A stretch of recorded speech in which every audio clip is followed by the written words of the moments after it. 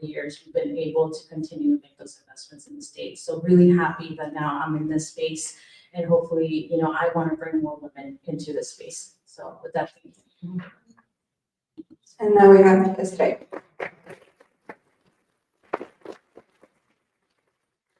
Hi, good morning, everyone. My name is Estrella. I was born and raised in Montville, Texas, the last exit before going into Mexico. But yeah, I grew up in, like, my first experience with advocacy was just growing up in like the housing authority, right? Just like housing rights, just seeing a lot of like food insecurity and growing up with that. And I really didn't get into the advocacy journey until I was well into college, mostly because my journey to getting there, I'm very indecisive. I changed my major 9 times, which already tells you a lot. And so, you know, when I went from doing paralegal work and teaching work, I wanted to continue doing something that I really felt like investing in, like Marlene mentioned, like the younger generation. And so my work with Texas Rising really allowed me to do that. I feel like the students that I met, like the people on campus, they're really what motivated me to get more into climate justice, just because I felt out of all the other 6 advocacy issues, it was the one that they were less familiar with, not as motivated, but I really pushed it like, hey, it affects everything. All the other 6 issues, you can't really get to the root of it until you talk about the environment, right? You can't really fix like repro, we can't really fix immigration if like at the end of it, like the climate crisis is still looming in the background. And so I think the work that I did through there was just really impactful, and it gave me a way to still engage with teaching, and still engage with like the community at large, and getting to know Cameron County beyond, you know, just Bronxville, getting to know like the colonias around there, getting to know Harlingen, SPI, the Port Isabel residents, how they were being impacted, you know, by SpaceX and LNG. So that was just like really eye-opening to be able to get to interact and get to these stories. You know, how things are just so rapidly evolving down in the county area. So yeah, I'm happy to be here. Thank you all for being here. I'm going to start with the first question. From your perspective, what environmental issues in South Texas are often overlooked in statewide or national conversations? For me, before I was working with Bullet, I had been working with seniors through a program from California. It was remote organizing work, and the best way to describe it, I was everybody's granddaughter. And I got a call and be like, mira, te tomaste tu medicina, have you gone to the doctor? Like, I was the buffer between the doctor and the state. So just calling, making sure I connected with them. And I think something that is mostly overlooked is during natural disasters, floods specifically, getting something as simple as a sandbag to a senior's home. It's such a simple, low cost thing that it really impacts everybody and their homes, and whether they can live in it down the road because of that house gets flooded because they didn't get sandbags. They lose their home because of mold, and you'd have to destroy the house and then rebuild it. And it's just financially not something that's doable. So for me, flooding is a huge issue. I lived in Edinburgh. I worked at the Museum of South Texas History. Anybody that knows anything about Edinburgh, if you ever have to go to the courthouse, if it rains, do not go. Because it's a flood water that just pools up. And I definitely want to start working and creating some sort of advocacy towards getting seniors sandbags. It seems so simple, right? It seems such a simple solution. It's just one little step towards the right direction, but making sure. And the reason I thought about this was because my friend's a firefighter during the floods. They were one of the first responders, and I asked him if we could do anything. What could it be? And he's like, man, a lot of people's homes would have been saved if they had access to sandbags. Because then the seniors will come to the sandbag distribution. They have to fill their own bag. And then the bag gets put in their car, but then they drive the car home, but they can't get the bags out. So going to every city is the goal down the road, to advocate and see if there's some sort of program that we could get them delivered. That to me is one of my passions.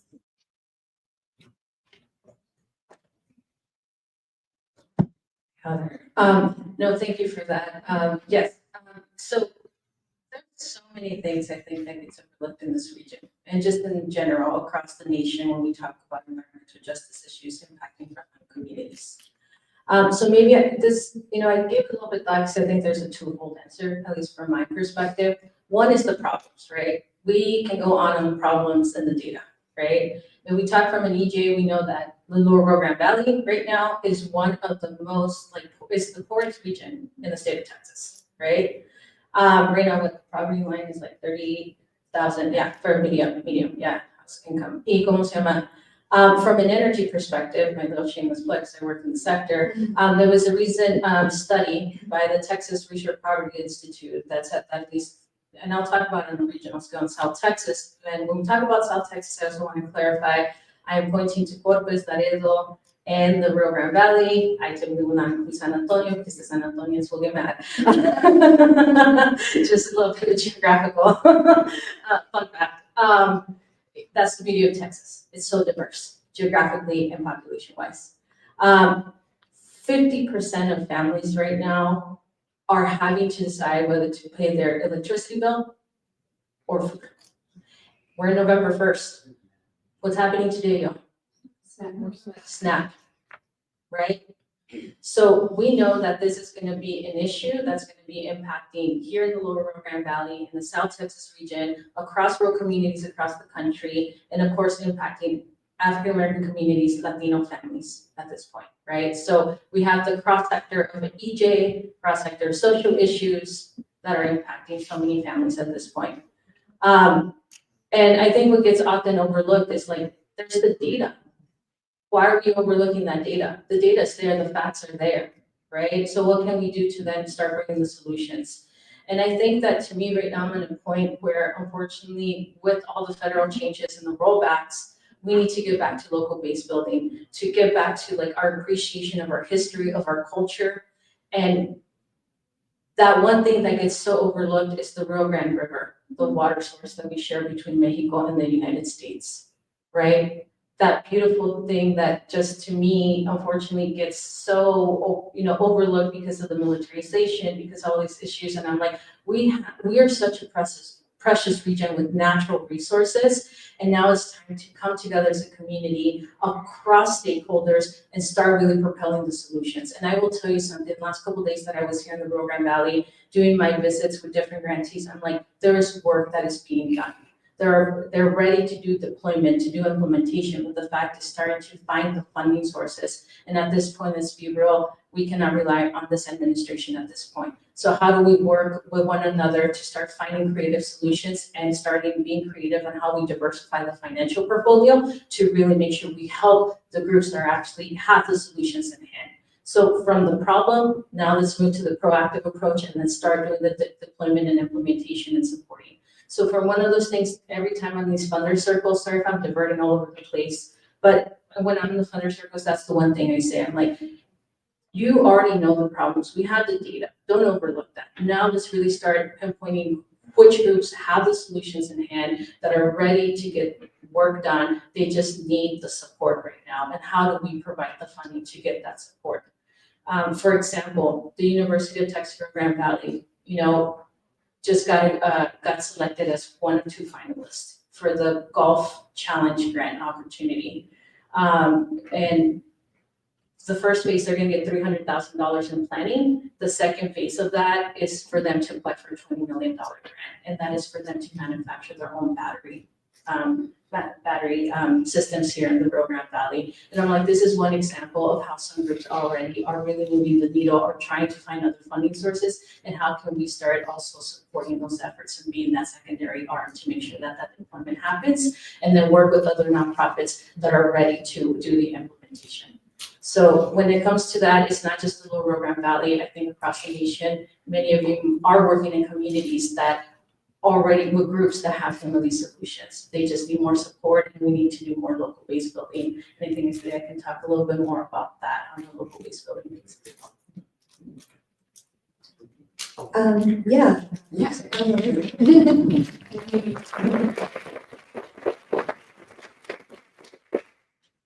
Yes, thank you so much for everything. I really, one thing that's resonating with me that you said, it's definitely one thing that I encounter a lot on college campuses, which is economic mobility, right? When we have these conversations with some of these students who chose to want to work with SpaceX or with the LNG, we often want to leave out of the conversation of their reasoning to do so, because a lot of their families, they come from the same background as I do. They're first gen, they have a large family, they may come from a poverty background. And so, you see a lot of limited choices, and then you're presented with a company that is exploitative and that talks to you about prosperity and talks to you about upward mobility and talks to you about, being able to pull yourself and your family into a better economic situation.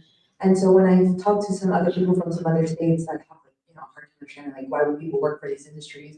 It's, trying to make them understand that there are a limited amount of economic opportunities down here.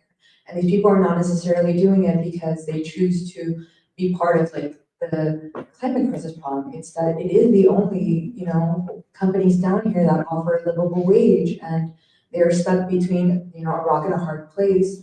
And having that conversation comes from do you want to, work actively towards targeting companies that are harming your environmental resources, or do you want to have enough money to sustain your family and your future? And so it becomes that kind of conversation that I think is really important and nuanced to have, that a lot of these companies are building, off the backs of the labor of the local communities. And it's getting people to acknowledge that in the long term, they are not going to benefit from it. Their health is going to suffer. Their local communities are going to suffer. Their children are going to suffer. It's a very short-term investment for a long-term that's not going to pay out, right?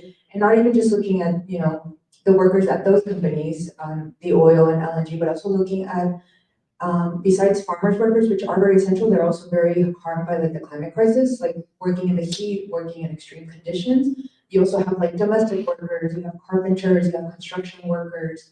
We have a large blue collar community, right? And I think a lot of that's left out in the national conversation. I think we don't do enough to reach out to blue collar communities enough, because they do depend on these industries, they do depend on these jobs, and it's up to us to kind of meet them in the middle and let them know that this is not about, stripping away opportunities or taking away companies that, bring in that, that mirage of economic prosperity, but getting them to understand how it's going to affect, how it's they're just coming to extract, how they're just coming to take the resources that we are so rich in. People don't think that the resources but we are, that's why they're here.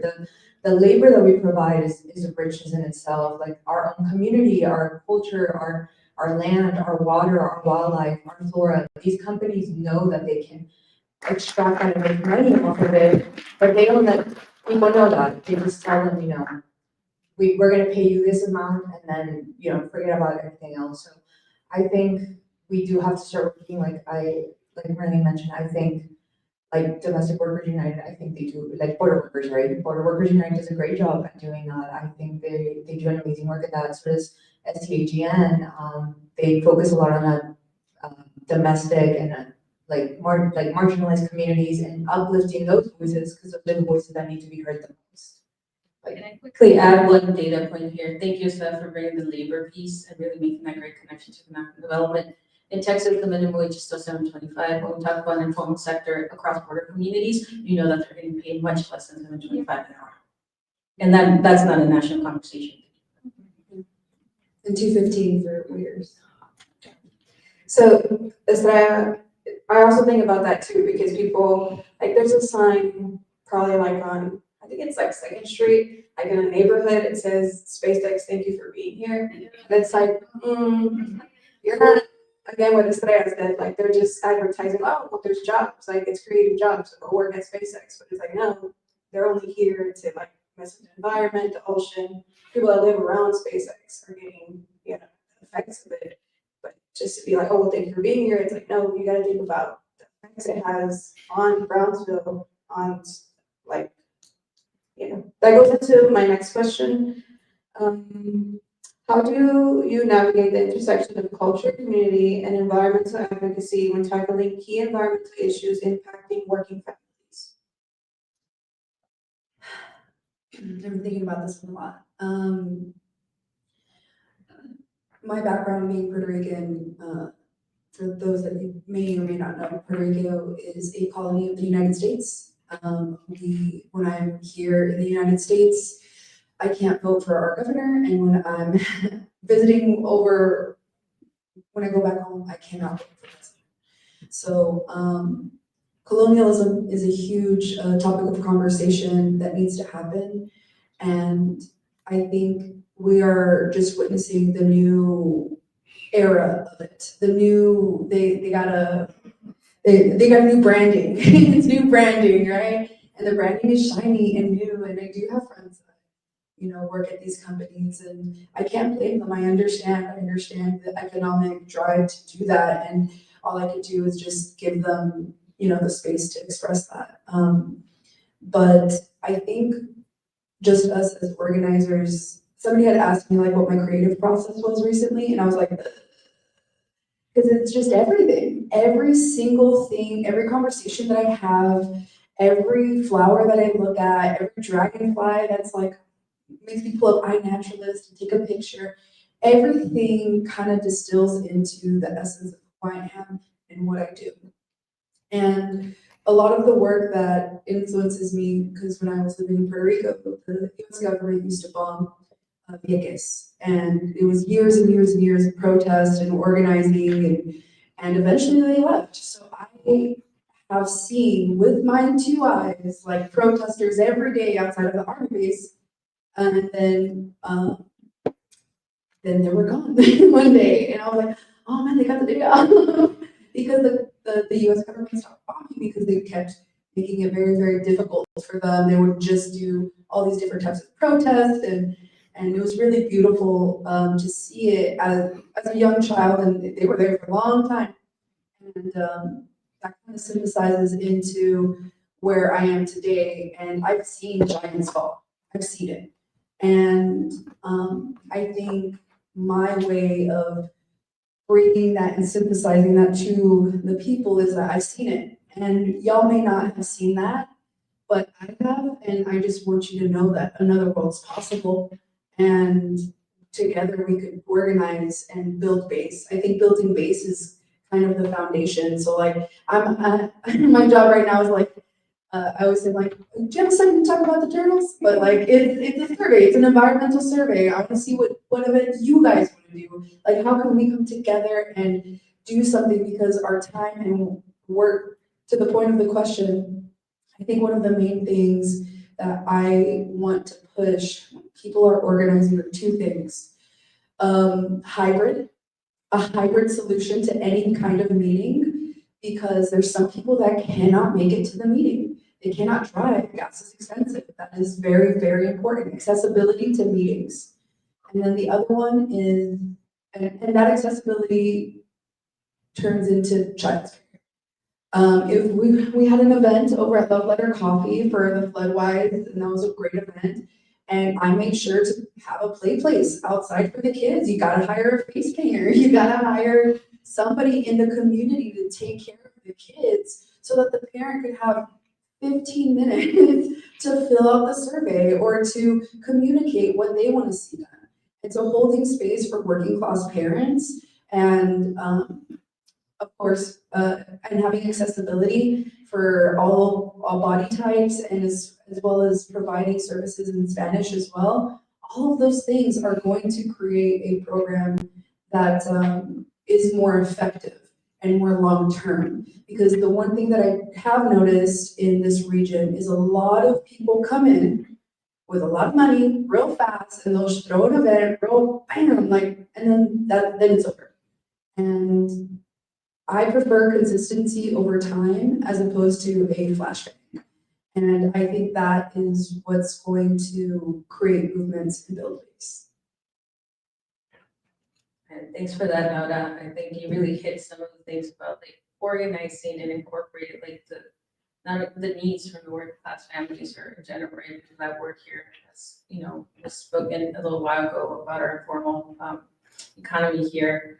I guess what I can include part of that, to me, what makes this region so unique and special and being so close to the border, right, where Mexico is, the language, and I myself have to also reckon with that myself at times when we're hosting meetings. How do we ensure that we have interpretation, right, and translation? And let me tell you something, interpretation and translation are just special skills. Not anyone can do that. You might speak the language, but let's be real, I mean, to really interpret and to translate is another universe. So every day, that's something that I keep on echoing within my universe of work, right? Ensuring that, hey, when you're trying to disseminate information, especially when it's very heavy technically, right? Policy heavy, you need to know how to disseminate that information. And then how does it resonate to community members, right? And the resonation comes from the lived experiences, right? Es como les impacta. Well, what are their circumstances, right? In order to really make sure that that information is understood and that we can definitely also do it bilingually and multilingual.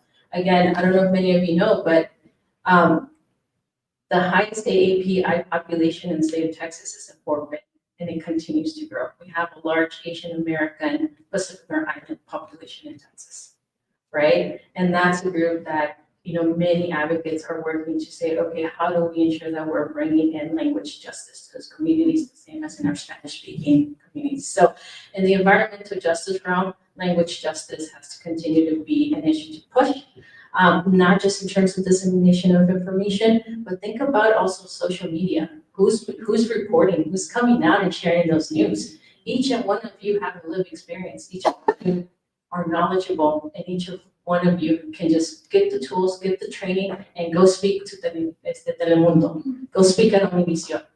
That's kind of the piece that I'm like driving right now, the constant messaging and advocacy and organizing thing. We have amazing community members, rich experiences, or como se llama, can definitely talk about these issues in a very cultural, storytelling manner, better than I can. So let's just give them the resources, the tools, and get them out there.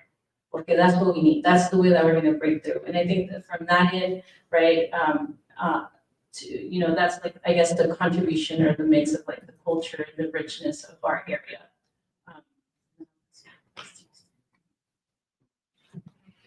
Yes, thank you so much. When I think about like culture and community in regards to connecting the working class to like the environmental justice, I think one thing that I think about is this group that I follow. It's called Latino Outdoors. They're based in San Antonio. And I think they do a really good job of connecting like our individual culture to like the greater outdoors and like pushing like Latinos to be outdoors a little bit more. I know I grew up in a household where we weren't like big campers or like nature people, just because, I would suggest it to my mom, like, oh, we should go camping. And she's like, girl, I grew up sleeping on a dirt floor house, it's fine. I'm not gonna pay to go do that for, I can do it for free in my own backyard. And so, yeah, so I think it is really important, because I, like how my, my older family members, it's like, our culture is already so embedded with nature, the herbs, the remedies that we take, our food itself. We are a very sustainable culture, conservationist as well. And so just having like that one gap of piece of, I really do appreciate like their events, because it's not just educational events, it's also like, oh, let's do nature walks together. Let's do cafe con pan in the park. Let's do nature loteria, right? So it's like getting people to see nature as a space that belongs to us all, as a space that can be, where we grow our community and a space that deserves protection and a space that deserves to be looked at. And I think it is very telling that, like when you see the majority of people who are, outdoorsy people or camping people, there is a very certain demographic. And that is because, yeah, I grew up in a place where it was not accessible, it's not affordable, and I cannot afford the equipment, I cannot afford even the boots themselves. The first time I saw her hiking boots, I did not know that was the price. I was very shocked.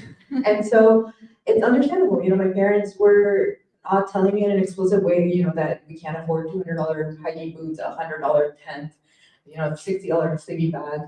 And so I think having those types of recreational activities, having that type of outdoor and connecting it to like the larger part is a really good way of getting people involved and getting them out there. I think another thing that I think involves that is also kind of like the disinformation that goes on online. Especially to our older community members and the kind of things that are spilled out. I think as someone that grew up, in a household where I did have to translate a lot of documents or talk to my parents or let them know what was going on with like the news and the outer world. I think that's another topic that's really important. And I've seen it done in, climate justice spaces, and I never thought about it that way, until I went to a whole webinar that focused on how to talk to our older family members about the climate movement and talk to them about how to spot fake news on Facebook or, on Instagram, because, my mom can come home and it's like, there's a giant hole in the middle of it. It's like, no, it's AI. And I think it's important. Our elders like raised us, they took care of us growing up, and I think it's in our part to do the same, to kind of teach them about the updated, what's going on with the climate. I don't think, I think there's a misconception that maybe they just don't care, but I think it's more than just, it's a lot of information to digest. And there's just a lot out there. And so I think just building on, our familial ties, building on our community of care, that's just another way that we can engage. And I also think I went to like a government 101 event like maybe 2 weeks ago. This person was there. He was saying, well, I don't know anything about government because I work and I'm tired when I go home, right? So it's kind of like the system was set up that way. Like, oh, you guys work, don't pay attention to what we're doing. He's like, I don't have time to see the news. Like, I'm just gonna go work and then go back home and do the same thing again. So it's like disengaging people from being informed, especially working families, because they're not engaged with the conversation. Next question. What gives you hope for the future of environmental justice in Texas and the LGBT? You. You. Alexa gives me hope. Alexa and I work at Flowwise, and she's like, I'm like, look at you now. I like just seeing growth over time and reflecting that energy. We're not alone. We're in this room together, and we're not alone, and that is a huge, huge light. And I think that curiosity also gives me hope. Natural curiosities, especially in the space of decolonization, the natural curiosity of what that means and not being scared of it. And also, to speak to your point of holding space for our elders, like being patient with them when they don't understand, and just slowly start just showing it to them and showing them other advocates. Dolly Parton is a huge segue for me, because she has been talking about inclusivity for a long time. And so that's, I'm like, do you like Dolly Parton? I'm like, yeah. Okay, great. And so you find other different advocates and, align them with what they like, and the curiosity of us creating new languages. Outside of all of this organizing that we do, I try to program something with my friends. And I have a thing called Tubi Tuesday, and we just watch a bad movie off of Tubi for free. And I always look forward to it every year and every week, honestly, because sometimes you just need a place to decompress and just yap with your friends about something. And I'm on this call with a couple of friends, and all of them we all know Spanish, but we never really get a chance to speak it. And then all of a sudden we start making up words, we're making up new words for things, we're starting making inside jokes. And I think that is such a wealth of space of creating new language that only makes sense to each other, but then you start expanding it out. And something that would always do oh, that's real worker mode. Use the word mode as a way to oh, that's real Latina mode. And then I said it one time, and then I heard somebody heard me say it, and they giggled, and then I heard them use it somewhere else. So being open to curiosity is what gives me hope, because I wouldn't be here if I wasn't curious of the movements, of the protests that I go to, the people that go to them, and that innate sense of curiosity is what continues to give me hope every day. That's great. I'm gonna take it down to more of an internal, like more familial, like aspect for me. So this morning I woke up and I was doing some work around like, because I'm doing work on rural electric cooperatives here. Specifically looking at the distribution cooperative and their number of disconnections. My stepdad was there and he made breakfast, which he's super kind because I'm always coming going. And he asked me, como, ¿qué chingados haces? Like, sorry, for that. Sí, no, en serio, como, digo, sí me lo dices, pero como que, ¿qué haces? And I love that because I'm like, okay, now that, like you mentioned, the curiosity, right? It takes time, it takes patience. It starts really at the nucleus or in nuestra familia, right? And for the past year, it's been hard for me because there were certain, as we know, with everything that's happening on the political landscape, there were definitely differences in political ideologies within my family. Okay, that was hard. And now, like my brother last night, oh my gosh, like why every time I drive through this stretch of West Laco, it smells so bad? I'm like, well, because there's no political wastewater system. Like, and your local officials are not doing really much about it. So get involved. That kind of conversation is starting to happen and I'm starting to see the shift now, right? And it was really hard from like, we came from January, now we're November. And, and I see him more active and I see him more involved. And my stepdad too, like kind of asking these questions and saying, oh my gosh, like what's happening? I'm seeing more border patrol in our communities. Like this is not the kind of community we want.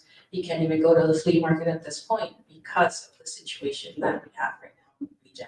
So I think all this is starting to really prompt the questions. It's come at a slow moving, pace, but como dijimos that, it's patience and it starts internally and starts healing too. I think in its own way, without saying that it's healing, it's also saying, okay, let's sit down, let's have the conversation. I'm going to put all the whatever feelings I had for that moment and let's at least try to just align. So with that gives me hope. It's the conversations that are happening, the mentality shifts that are happening. They're happening slowly but surely. Yeah, I think what gives me hope, kind of what I mentioned earlier, my first job that I ever got at like 19, I was a tutor for kids at the Housing Authority of the City of Bronxville. It was, I got thrown into the deep end. I did not know I had to take care of an entire center of kids by myself at 19. So these kids were like 16, 18. And so, I think kind of like what Laura said, for me, like the kids will be all right. They are truly, in all the years that I've taught since I was like 19, and even getting the chance to shift from the more traditional, tutoring K through 12 to doing like higher education, just getting to interact with like the younger generation, I do feel a lot of hope. I do feel that they are, more understanding and empathetic of the world.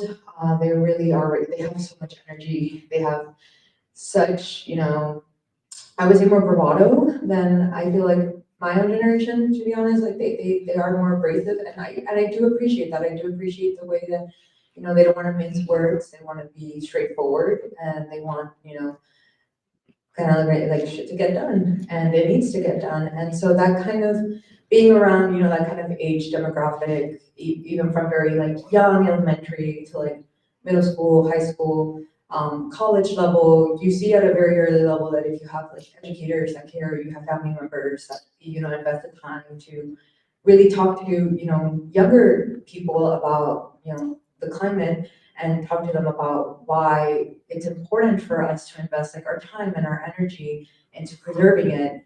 They really turn out to like be very like well-rounded individuals, right? And I think like that was just one of my favorite interactions every single time. I mean, I even like now it always takes me back because when I work with like younger kids, I know they use a lot of slang, so sometimes like even though I know the sentiment's there, I'm like, like they were talking about Elon Musk and they were like chopped, and I'm like, okay, I don't know, I didn't know what that meant. I had to ask, and so when I did it, and so Just like I said, the sentiment is there, the thought is there, so it's like forming. And so then you open the conversation. Why do you say that? It's like, oh, my mom says like the rocket lunches are like hurting our, you know, like our house, it shakes. And so obviously they're not communicating in a way that's like at our level, but they obviously are understanding that, you know, this is something that is not well. And so I really hope that, you know, more school districts, more clubs even, I already know, and trust me, as a former teacher, I'm not encouraging anyone to open a club. You already work way too much. But if there's already an existing club, like invest in your gardening clubs, your environmental clubs. Just me, like a lot of like us investing in like the younger generation is really gonna help us out in the future to keep this momentum going. Yeah, that's it.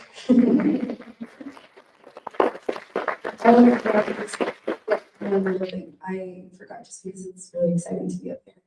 Another thing that gives me hope, I just had a art show, and I got about 11 different local artists to come together to illustrate the environmental impacts of certain companies in Boca Chica and in the beach area.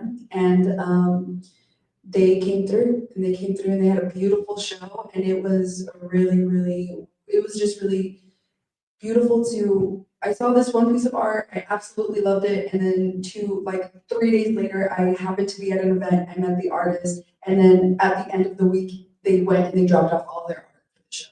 And so I'm like, that type of community and connection and just poder and ganas, that is a very valid thing. And it's just really cool to be around people who think that it's not only cool to care, but they're using their artistic expressions to communicate that. Because a little piece of art could go a lot further than dissertations sometimes. And so all we have to do is find those dissertations and match them with cool art. we'll have a two-way street towards where we need to go. So yeah, that was really fun. We're gonna move on to the questions from y'all. Do y'all have any questions, anybody? No one does, I do. Okay, hello everyone, I'm Claudia. So Estrella, you mentioned economic mobility and community members having worked at companies like SpaceX, for example. So I was just wondering, how can we assure that our elected officials or legislators are supporting policies such as the Green New Deal or other policies that promote green jobs? Because I think that's important. Yeah, I definitely think it is really important to put pressure on city and county officials, and I think that's something that has been done in the Cameron County area for these past few years. I'm gonna be honest, every time we talk to these elected officials, they won't even meet us in the middle. They won't even say like, oh, we think, you know, there are some environmental damages, there are some downsides to it. They won't even meet us there. They're just fully like, we love SpaceX, and that's like it. That there are no open conversations, but I do think it's more to keep pushing because it does make a difference. Right? I feel that it's at the city and county level, it's very important to be active. I know the state and federal do have a lot of power, but your city and local do hold a lot of power in holding these people accountable, especially when you see them every day, like at HEB, or I see my mayor at Orange Theory. And so, you know, I think having them know who our faces are, where we're showing up, and that, you know, come next time, like we will be at every city council meeting, we will be at, you know, every rally outside. I think change at a local level is definitely really, really important to invest, especially now, like Marlene said, like at the administrative level, like the federal level, that's just not gonna happen. And a lot of cities that tend to be, you know, I've heard of some initiatives like in Paso where they like opened like a whole office just for climate justice. And so, you know, there are ways to make that kind of change that can't happen at the state or federal level. But currently, like where we are, it hasn't so much happened, but we have, yeah. Can I add one thing to that? So yes, it's a very difficult state right now, as we know, it's right, period. But it is not the end of the story. I'm gonna give an example right now, más que nunca, we do need to work bipartisan and start looking at the issues that local elected officials are gonna say that this is a bipartisan issue and we can get both Republicans and Democrats on side. We need to, yo sé, polarization right now is deep, and we need to start finding ways and being more strategic on how we're gonna bring our local elected officials. One example that I would say is a success in its own way, it's right now our Texas Water Fund, Proposition 4. Who would ever imagine that both Republicans and Democrats would come to the table and agree on saying we need to get the sales tax money to go into this Texas Water Fund, because our water crisis right now is fast. I don't know if that's it's right, we're running out of water. That's period. And that's another maybe panel session on just water issues in itself. And many great people from here, from the Valley, like from the advocacy from across Texas, came up and were like, we need you to do something. And they formulated a Texas Water Caucus to bring those. That's been in the works for the past 5 years. And finally we got to this place where it's like, okay, you have the Texas Water Fund, people coming together, and now the proposition it's up for the ballot. And I'll stop there. But Okay, yeah, just one more thing to add, as they mentioned, or I don't know if they did, but go out and vote, get registered, get involved in organizations like Bullet or Texas Rising, because a lot of the conversations I've had were just like on the ground, registering people at college campuses and getting them informed. But it shows that y'all care just by being here today, and we really appreciate it. Also, on that note, I know that we got the votes, what is it called? Go ahead. Yeah.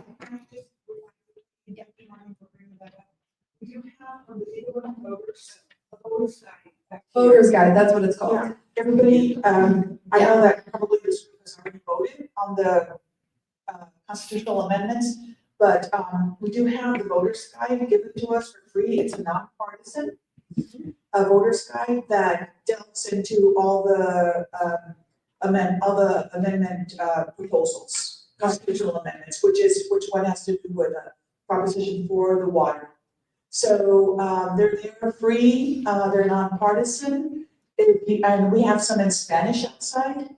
If you haven't voted, or if you know somebody that hasn't voted, November 4th, Tuesday is voting day. So, thank you, Money, for bringing that up, and voters guides are available for. Can I do one more thing to what you said? If Proposition 4 goes in, this is the moment to mobilize, like you said, on the ground. It doesn't stop. The work doesn't stop. We keep going. We just want to make sure that funding is equitably distributed to the communities that need the most. That's fine. Yeah. Hi, about maybe 10 days ago, I was on a panel we were discussing the propositions. I discussed Proposition 4. And if you can find it online, we had Morgan Amantia and other leaders in the community. And you can find it on Facebook, South Texas Grassroots Coalition.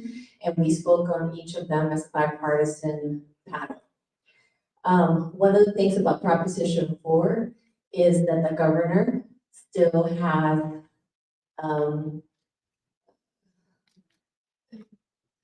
he's going to decide how much. And I don't know if you know, so that $1 billion that is going to go for every year, starting in 2027, it's going to come after the $46.5 billion has been spent. In other words, once the state pays its bills, any money left over, $1 billion is dedicated for the water fund. What happens if there's a deficit? There is no money. So it is good, right? But that is an issue. So y'all think about that. Secondly, if our local, talking about being more involved locally with our local leadership, if they don't advocate for those dollars to come to the Rio Grande Valley, they're going to Houston, Dallas, San Antonio, anywhere but the Rio Grande Valley. And the work that I do as a community organizer and activist is trying to get more people to become active and to be more outspoken. Because what I see over and over again, and I was mentioning to other people here, is that when we come together, when we put events together, it's always the same people. It's always the same people. We need to reach more people that are disengaged because they're busy or whatnot. So I just wanted to point that out. So League of Women's Voters has an amazing magazine and they have it. And with the panel, we tried to break it down so people could understand it better. So that's it. Thank you. We have 4 more minutes. Does anybody else have a question? Yeah. I'll use one of these. Hello, I am Valeria Hernandez. I just want to say thank you so much. I really appreciated this panel, and I wanted to say that I love how you touched on curiosity, because curiosity is actually what brought me to this panel. So hearing about what was going to be discussed piqued my interest. So I am currently doing a master's program at UTRGV studying disaster studies. I'm actually under the professor Cecilio Ortiz Garcia doing the rescue grant. So I love how you also brought that up. I wanted to ask, and I don't know whoever wants to respond about it, but you guys touch on organizing, you touch on digital media, and you mentioned that like the other side has already built this image of colonization. They've already been able to bring that together so quickly. So as I do want to still tease a little bit more about how that creative process happens and how maybe students like I and UTRGV could continue building that process and ensuring that the organizations in the Valley can access and stay, sustainable in that sense. Absolutely. First and foremost, I think I want us to talk about presenting digitally, right, as a person. I have my own personal Instagram and my Facebook, but you never see I think I just put my actual photo for the first time in years. It was always I come from a real graffiti hip hop background, so the less you know about me and you just see my moves, that's all you get, right? But now being with Bolero, you need to make a video. I'm like, oh, here we go. And it's kind of something that I think brings a lot of people together that does not happen outside of capital. Is theater. It's theater. I moved around a lot, and every time I moved, the one place that I knew where to find myself is theater. You make a backdrop, you're gonna be doing ticket sales. Oh, you need an actor because somebody you find a place and a position for yourself. So creating spaces where people know their roles. And even something as simple as the summit today, I had to have little stations because we're gonna have volunteers, and I want to do everything myself. But that's not, you can't be a union of one. I have tried it and it has failed. You have to build space, and building space and building communities. You can't invite people over if you don't have a chair for them. And with that, I think the narrative of having to be front facing is very daunting for some people because it's scary. It's scary to be an activist in Texas. It's scary to be a femme activist in Texas. It's scary to be a femme sometimes.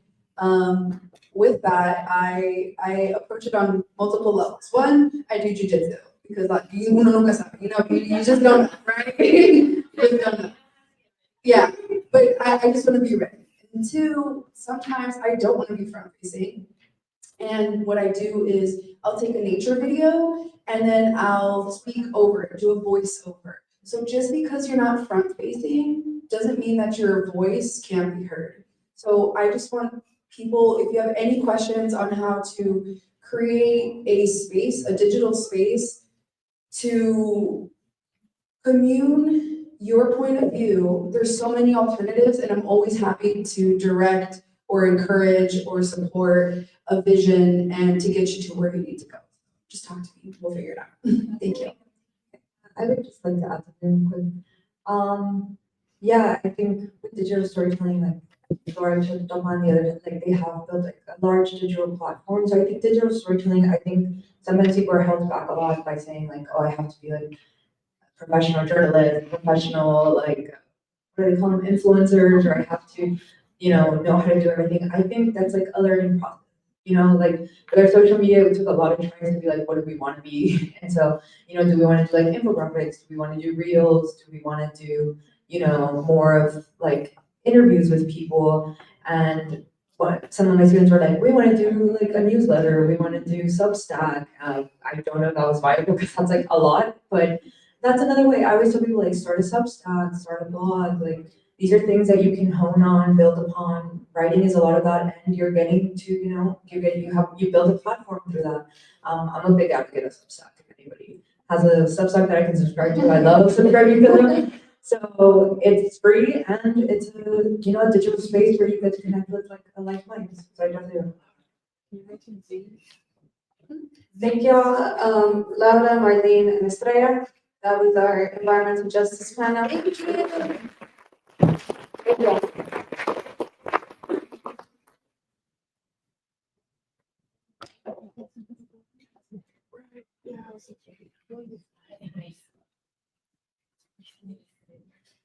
Let's give them a big round of applause.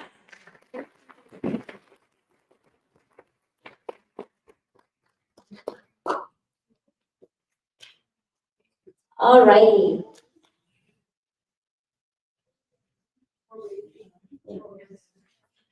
Okay, well, what a way to close day one. Thank you for the opportunity to be part of this incredible experience, and to all the poderotas, they get my best regard. So we're gonna have lunch in a little bit. It's gonna get here about 12:45. It's a grab and go style. If you already got your headshot, then feel free to grab the lunch once it gets here. But make sure that you hang out and mingle a little bit. We don't want you to just grab it and leave. And if you're volunteering for Pride, make sure to join DNA at 1 p.m. for a quick mini training on collecting pledge to vote cards, environmental justice service, and a short Pride overview. Then at 1:20, they're gonna head out for Harlingen at 1:45 p.m. So it's about a 38-minute drive, so please be ready to go. Thank you, everybody. Enjoy your lunch, mingle, network, connect with each other on social media. We know how powerful it is. Follow and support each other.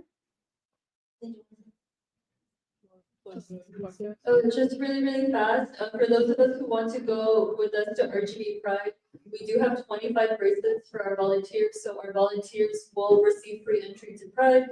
If you guys want to go with us to Pride, volunteer with us, you guys are more than welcome to do so. You will receive free entry as part of volunteering with Poder Latinas, and then we will still give you some time to enjoy Pride.